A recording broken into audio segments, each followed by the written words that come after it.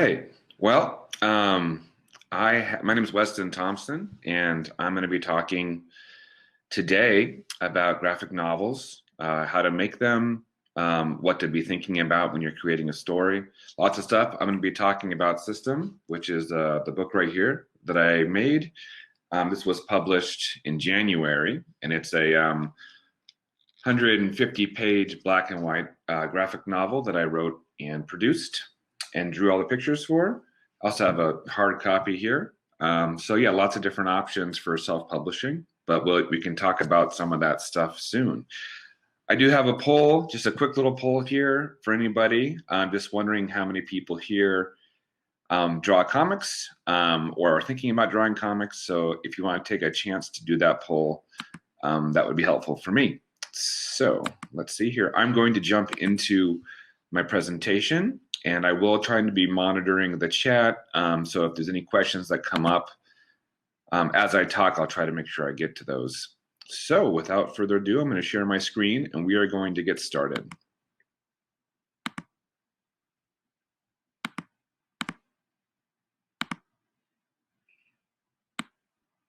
Okay.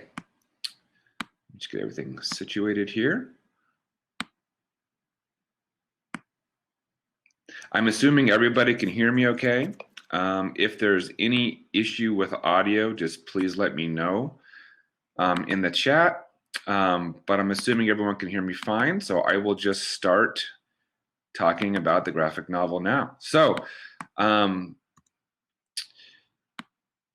starting here, this is just a copy of the book that I published in January this year. Just for a little bit of background, it took me about 3 years to create a 150-page black and white graphic novel. That includes the writing and the drawing. So really, if you're interested in producing a graphic novel, think in terms of years, because this is how long it takes. And then it takes professionals, 3 to 5 years as well to produce one. So don't feel bad if it's taking you a couple of years to produce something like this. That's just kind of comes with the territory of graphic novels. It's a lot of work. And so this one right here, because I often forget to tell people where they can get it, this is available on Amazon, Barnes & Noble. There's a digital version available on Comixology. If you basically just search either my name, Weston Thomson, under books at Amazon, you can find it. And also, if you're here local, Legend Comics over off of Leavenworth and the new Landlocked Gallery that's in the Blackstone district also has a couple copies of those books. And if you want to know more about my work, anything I've been doing, my portfolio is available at westonthomson.com. So this presentation, first I'm going to talk a little bit about what inspired me to make a graphic novel, how I started, and then the tools I use to kind of build out the story and finally produce a book that you can actually hold in your hands and enjoy. So how I started. So this is kind of a quick introduction here, but a lot of us come up with stories in different ways. And for me, this all kind of happened because I was doing something called a visual mantra. And a mantra is something that typically you will tell yourself over and over again, like calm, cool, collected is a great mantra. But this is something, a visual mantra is something I think artists use a lot, where we imagine something that kind of helps us deal with stress or helps us just get in the right mind space and mindset about something that we're doing. So I had this visual mantra that I would imagine a kind of a powerful light, almost like a comet that was flying through space. And what I would do is I would take a negative thought that I had, and I would place it in front of this light, and the light would shatter through it, and I would it would power through these negative thoughts. So if I was stressed out or feeling anxious about something, I just stick that thought right in front of this light, and the light would kind of blow it up, and I would go through it. So this was a visual mantra that I was going through. And one day I was like, what is this light? What is this light that I'm imagining? I kind of wanted to zoom in on this light. And when I zoomed in on this light of the visual mantra from my imagination, I kind of imagined a character being there. Now, I never set out to create a graphic novel. I had drawn comics a little bit as a kid, but I have been active in the arts. But when I kind of zoomed in on this light and realized that it could be a person or a thing, then my mind started to really wonder who this person was. And this was kind of the very beginning of the graphic novel for me, coming into discovering a character that I knew nothing about, but my mind kind of raced with this idea. So what I'm trying to get across here is just basically that one character can inspire a whole story. In my case, this character's name is Island, and this was the character that was that shooting light in my visual mantra. And so once I started to think about this character, the whole story started to unfold for myself, and before I knew it, I was kind of invested in writing. So this was a really kind of fun thing for me. I'm just going to pause real quick and see if there are any. It looks like there is some chat. Cool, thank you, Melissa, for letting us know that you can hear me. That's a good relief here. Okay, if you haven't done the poll yet, I'm not sure if it is working, but there's a poll here also. How many people are here draw comics? Check that out. Just let me know. I just kind of want to see who my people are here. So let's get back to this presentation. Okay. So here's the first thing you need to remind yourself if you're starting a graphic novel or if you're a writer at all. So you are better at storytelling than you may think. So this is something, and I didn't realize it at the time, but you know, I was always creating stories. I wasn't writing them down, but how my mind works and how I see the world, I'm creating stories. I see a stranger, I will see a landscape or a scene, or I will see a situation, and my mind will automatically generate information about that. And it might even create narratives, and it might even create stories. These stories might not be real.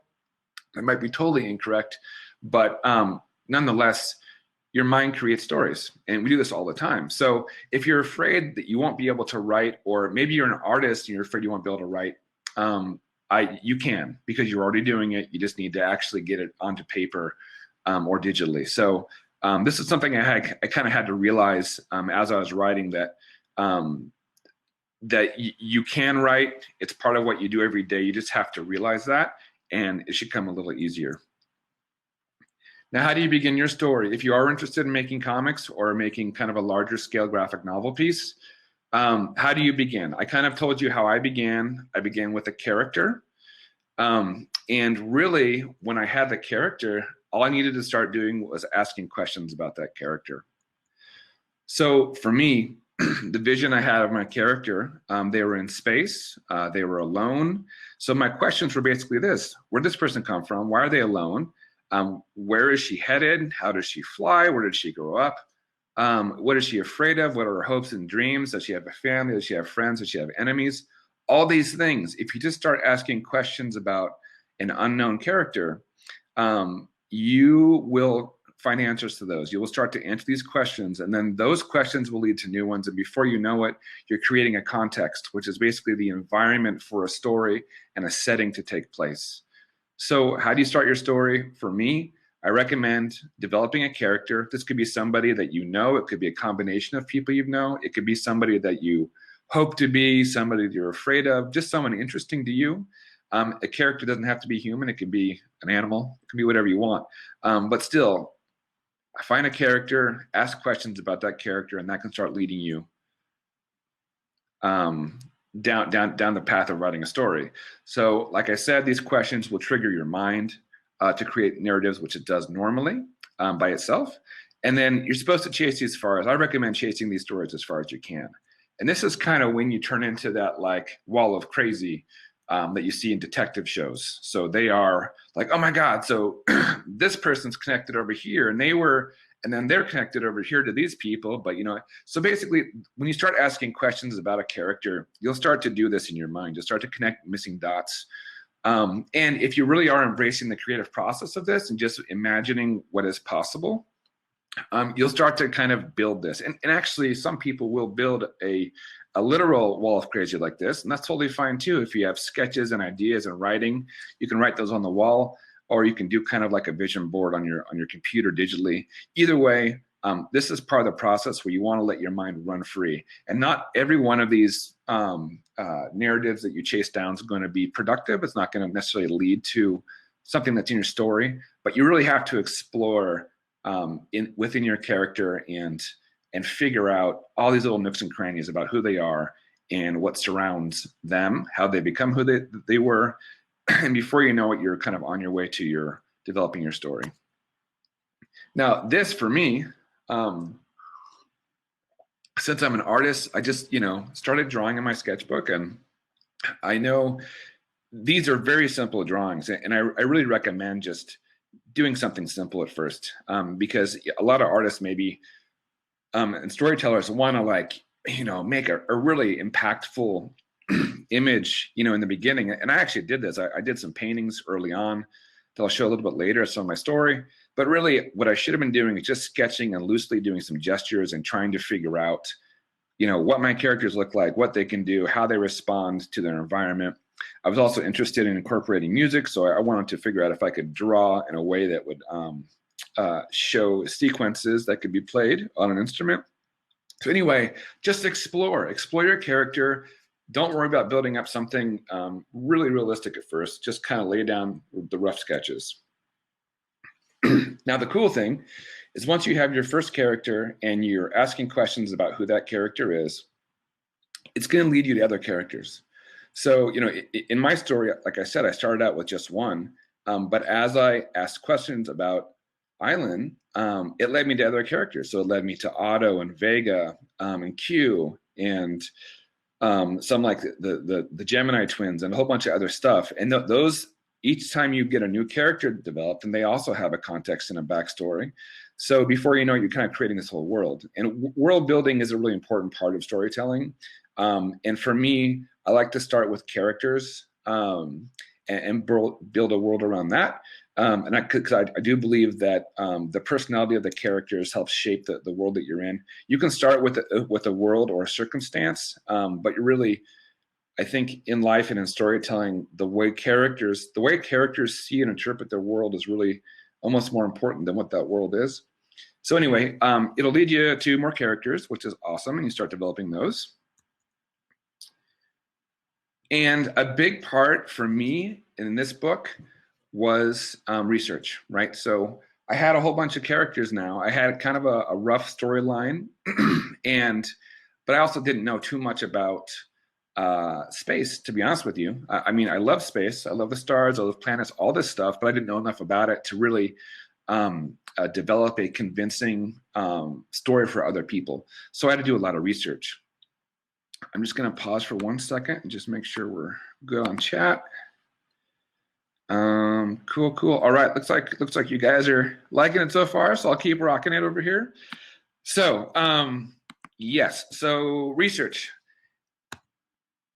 So number one, if you're going to make a graphic novel, read those things. Get a lot of graphic novels. There's tons of them at your local library, which is amazing. They're free. Stop down, check them out. I used to go down to Barnes & Noble when it was still there, and I would probably just be back in that section reading graphic novels for a couple hours. They never kicked me out, but I did buy one every once in a while, so I think it was okay. But yeah, you got to read lots of them. There are so many ways to tell a story. I know that graphic novels, a lot of them take the form of comic books, but there are memoirs and lots of other things that are really popular right now with graphic novels. Bourdain released a graphic novel on like food. There's like lots of interesting things that you can research. So number one, read graphic novels, see how the artists use sequencing, and they use sequential art and storytelling, and how the pacing is of their work. It really kind of helps your mind be prepared for your own project. Another thing I recommend is going to blambot.com. They kind of have what I would call a graphic novel toolkit that lays out, if you're interested in the typology and everything that's happening with words, and there's lots of rules, like you have to use a capital I versus a lowercase I in special ways. There's lots of different things you can do. There's tons of rules. And unless you are a professional letterer, you're not going to know those. So definitely check out blambot.com and look at how they read about all the ways that you can write, and how the writing itself in a graphic novel is supposed to play consistently and interactively with your artwork. So your artwork and your writing should not be separate. They should work together. And this Blambot really helped me figure out how to do that. Okay. You're making a graphic novel, so drawing should also be part of your research. And I talked about this a little earlier, but you need to definitely be exploring your characters by drawing them, right? I had a great idea about some of my characters in my mind, but until I started to draw them and figure out their expressions and their anatomy, um, I didn't really know them completely. And to be honest with you, I probably drew a third of my graphic novel before I really figured out fully what my characters looked like. And I had to go back and I had to kind of redraw some of that first third, because as I drew these characters hundreds of times, I got more comfortable with them, developed them more, and I had to go back and bring that new kind of confidence back to who they were early on. So yeah, so drawing them is going to be really important. Capturing their likeness and capturing their energy is huge. And I was using my iPad for all this because, number one, it was really quick. It was quick and dirty. I could just draw and erase until I kind of built up that character. So if there's a quick way that you can get a character developed visually, I suggest doing that. There's also some tools out there. If you have challenges with anatomy and drawing, there's a lot of tools out there. There's, I think this is an image from it's a Poser app. I'm not sure what it's called, but you can look up Poser. I think it's called Poser Magic or something. And they have figures in there, and you can move them around and put them in the position that you'd like. And sometimes this is really good for people who don't understand necessarily anatomy or lighting or rendering form, depending on how you're going to render your comic book. I really recommend some of this stuff if you struggle or get caught in a spot where you need help. Also, explore different variations of your characters. When you're first drawing them out, you got to figure out, what kind of style you're going to be using. And your style has a lot to do with your ambition and your abilities as an artist that are kind of brushing up against each other. I know that a lot of the professional graphic novelists out there have a specific look. They look very processed. Some of them are like really artful and have super interesting line work and stuff. So really, you do want to capture your audience with your work, and you want to make sure that you are bringing something fresh as an artist to the table when you're releasing anything. So for me, it took a couple layers of rendering of how I kind of wanted to start. And what I was looking for. And these are just some examples of where I was going. These are some of the paintings I did in the very beginning when I was trying to figure out the look of some of the scenes and the space. There's on the left-hand side there's a kind of like a meteor asteroid. And then, so these were hand painted before I was doing digital stuff. I was gonna see if I could hand paint the whole thing, and that really kind of went out the door quickly. But these drawings really are great for me to look back on, and they helped establish and grow the story I was in now. Here's some more of those early concept paintings, trying to figure out my main character, just to look at some stuff. So, mess around with a whole bunch of stuff in the beginning if you're able. If you already have a style that you want to work in and that's just who you are, then just go with that. But for me, I had to experiment with a couple of different types of styles. So all that said and done, let's say now you have your characters, you have a plot line, you have a couple renderings of what's going on. There are ways to then take your story and really make it stronger. And this is all about diving into some of the rules of writing and the rules of storytelling. And so basically elements of story, I just want to lay this out quickly. So you have a plot, you have a setting, you got characters, conflicts, complication, resolution, and sometimes there's a moral, not always, but these are the main elements of a story. So anyone who's writing a story should at least consider developing each one of these things, right? So some stories really don't have too much character development. The characters are just there to kind of almost as a metaphor.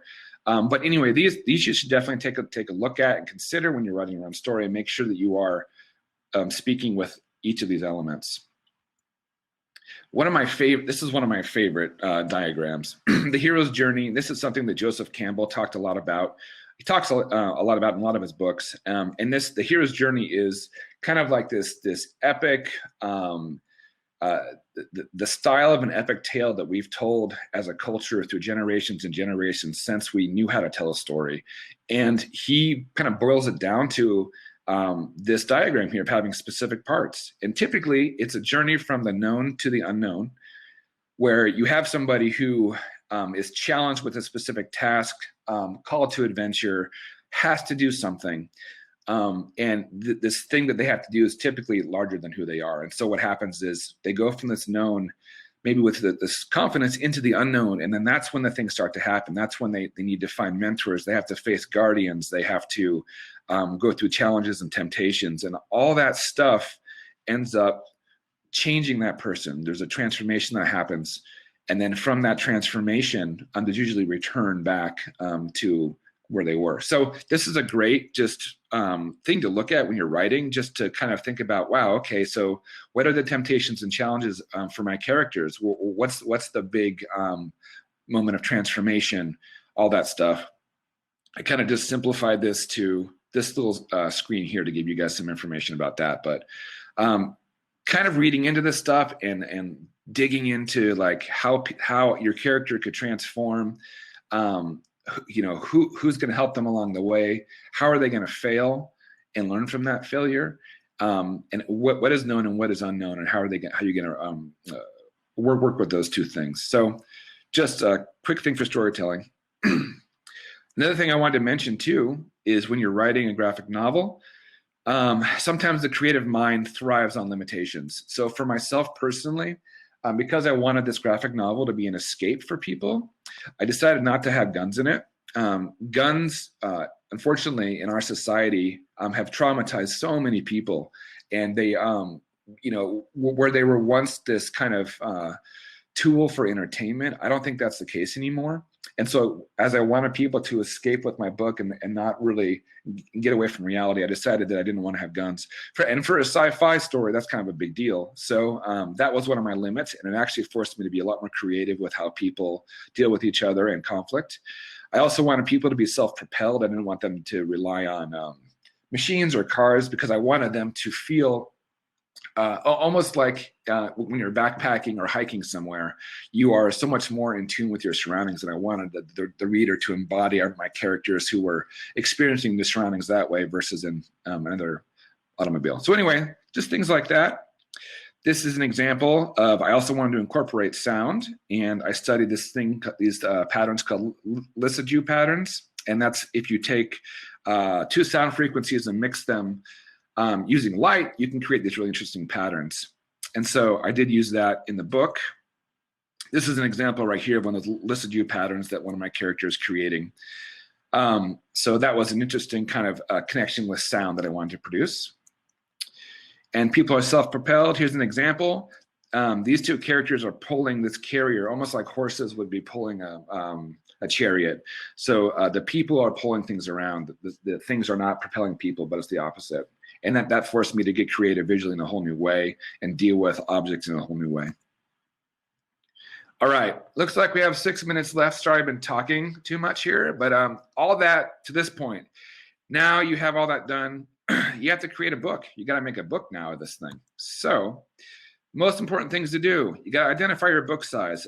This is before you're doing all your pages, before you're doing your storyboards. And for me, I wanted to go with a trade paperback 6 by 9 inches, because that was really the most common paperback size and the most affordable to create, to be honest. There's lots of sizes there, but for me, I stuck to the 6 by 9. After you have your page size figured out, then start using that page size with your storyboarding. In storyboarding, I recommend keeping it loose, drawing freely. You need to be considering pacing.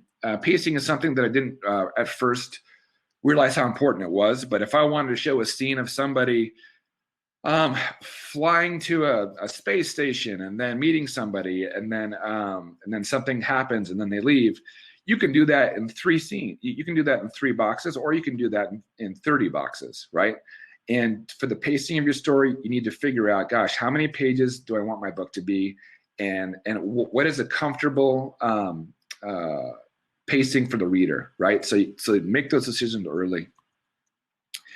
Choose your tools. For me, iPad Pro with the Procreate app was a huge game changer.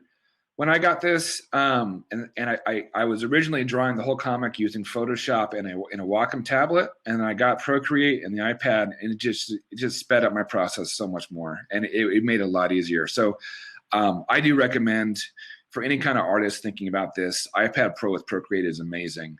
There's also a, if you're looking to make purely digital comics, KDP actually has a comic creator that you can download, which is a software to create digital comics, and you can import all your windows and your slides and your text, and it looks pretty cool. I haven't tried it, but it's a nice accessible tool to use. This is just an example of my process using the iPad. I would normally draw, start out drawing kind of like a light purple before I started inking it.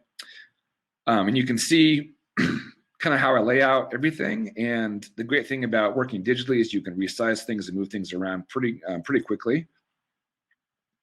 And of course, I didn't draw it this fast. This is hours of work, but you can kind of see my process of start to finish there and building it up. Here's another one of those.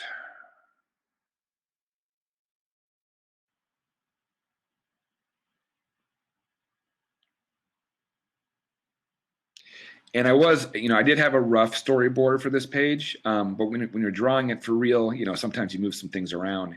And sometimes I would draw more characters than I actually had in the page just because I wanted to explore different compositions of where those characters might fall visually, and then I'd take them out later. So yeah, so there's an example of kind of the style, and I worked in black and white for the whole thing. All right, let's go to, I'm running out of time. Okay. Before you publish, things you need to do. This is before your book actually goes out into the world. Peer review is huge, all right? That means you're gonna do multiple revisions. That means when you think your book is done, you show it to a couple friends and strangers and they tell you that it's terrible, then you gotta keep going and do another revision. So plan to do multiple revisions, put that in your timeline. Reach out to local writers and artists and get their take on your story and how to work. Local nonprofits and literary festivals are great too. And there's lots of self-publishing groups on social media. And definitely order proof copies before you put your book out there to make sure that the printers and your vision have lined up. These are some examples of my proof copies. I ordered from Blurb. I ordered from Amazon KDP, Ingram Spark, Lulu. I think I just did those 4. They each had different levels of quality, refinement in their production. So if you can, order some books from these different companies and see which ones you like the best. Also, a huge thing when you're publishing a book, make sure you choose the correct genre. This is important because if I published this book and I told everybody it was a fantasy novel, then I would have a whole bunch of people who expected to read fantasy, read my book and be disappointed. Even if it was a really great book, if they were expecting a fantasy book and got a science fiction book, they wouldn't be happy and they might leave bad reviews. So it's really important when you put it out there that you know exactly what your genre is. That helps the right kind of people find your book and it makes the reader experience that much better. So I highly recommend doing some research on genres. The system book that I created, science fiction, there's a subgenre called End of Earth and mythic fiction that it also falls under. Print on demand. I love print on demand. So I use KDP from Amazon and Ingram Spark in those, and I prefer Ingram Spark and KDP. So these are the print on demand companies I worked with. There's a lot of advantages and disadvantages. Some of the disadvantages of print on demand is you will have manufacturing defects randomly. You have to kind of manage your own ISBN and barcodes, and you're dependent on their printing service. And they can take about 40 to 60% of the cost of the book. So I recommend keeping your, plan to earn anywhere from $1 to $5 on each book. And that's pretty standard. And I recommend not allowing returns of your book either, because then they can charge you for that and you end up owing them money. And lastly here, I know it's 12 o'clock. I am going to, oh, hey, Alan, are you trying to talk to me? Nope, I'm just trying to give you a visual cue. You're doing a great job, and I hate to cut you short, but yeah, we have our next one coming up, but this is such good stuff. I'm getting okay, I will, let me see here. Basic thing is, print on demand is great for self-publishing. And let's see here. I think there's some of the books I got from Amazon that I'm selling myself. Here's some resources. And don't give up on your story. Keep going. And that's all I got, Alan. That's all I got. Fantastic. This is so great. So I will share that we were one of the first ones to get the book. I immediately wanted to read it, in which case I was fourth in our family that got to read it. It is awesome. I can absolutely vouch for a Weston here. This is unpaid plug, shameless. But yeah, it's an amazing book. If you get a chance, check it out. Support the local retailers that have it. This is fantastic, Weston. I wish we had way more time than we were able to share with you. But thank you so much for taking time today to share this this gift, this talent that you have. Thank you for having me on. I really appreciate the opportunity. Yep. And so for everybody else that's here, if you move over to the main sessions group, we have Journey of a Roboticist by Travis Dial, who is a engineer here that started his own company. He came up through the ranks of UNO and now has a company that's world recognized. So again, thank you, Weston. This is fantastic. We'll have to figure out a way to get you back on here for all the interest that I keep getting on my cell phone about where to get the book. Awesome, Alan. Thank you so much. Thanks, guys. I'll see you later. Thank you.